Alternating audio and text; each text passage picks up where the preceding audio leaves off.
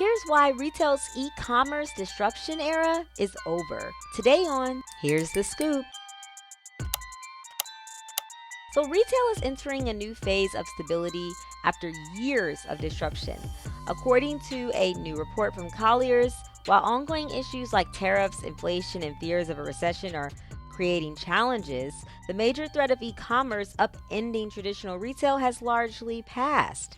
In-store sales continue to dominate, making up over 76% of core retail sales. And even brands that once focused solely on online selling now recognize the importance of having physical store space. A big reason for this shift is the realization that brick and mortar stores aren't just about selling. They're crucial for fulfilling online orders, managing returns, and delivering a better customer experience.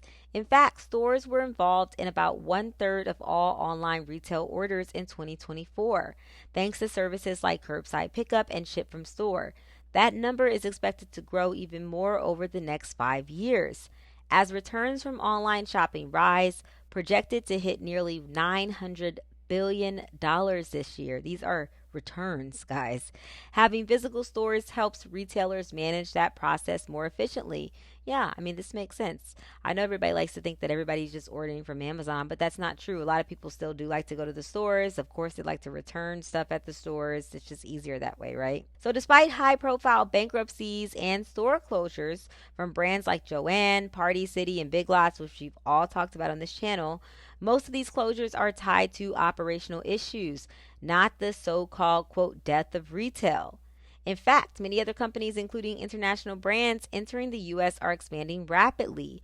Burlington, for example, which we've talked about recently, plans to open 100 new stores this year and has already taken over dozens of former Joann locations. National vacancy rates for retail space are at a decade low of just 4.2%, showing strong demand for physical retail. I think that's only in bigger cities. I think in smaller cities, you'll see a lot of like retail stores where they close, they're out of business, and nobody has filled that retail space. Finally, the role of the store is evolving. It's no longer just about the checkout counter.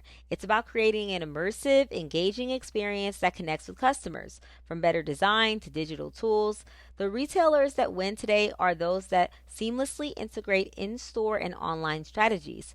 But with ongoing pressures from tariffs and economic uncertainty, companies may also need to find new revenue streams outside traditional retail to stay profitable in this evolving landscape. So let me know what you guys think about this story, guys. Do you think that the brick and mortars still have a go in them? I think they do to some extent, but I do think online shopping is the future.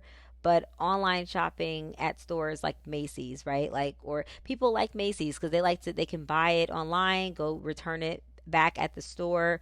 Amazon, of course, they acquired Whole Foods, which now is their way of returning Amazon packages, right? So they even had to have a physical place, which they have in the place of like the Whole Foods. That's their physical place to return stuff. So I mean, I think they make a good point about having a physical store really does help. And like they said, 76% of core retail sales, they've actually been done. These in-store sales are continuing to dominate, 76%. Not necessarily online like people are thinking. Also, people are buying from these stores online. And so they like that because they know they can just walk in the store, return it, or, and get something else, or, vice versa. But do you think this article is legit? Let me know what you guys think in the comments. I definitely want to know. Are you thinking this is, makes sense? Or are you thinking they're just, writing this to save face for the brick and mortars? Or do you think that they have a point that, these retail stores that are really making money like Burlington, TJ Maxx, Macy's, like a lot of these stores that are still here, they're still going to be going strong. People like to come into the store, touch the product, see the product, ask questions. Do you think that's going to last for longer, or do you think that this is just going to be the end soon? Let me know what you guys think in the comments below, and I'll see you next time.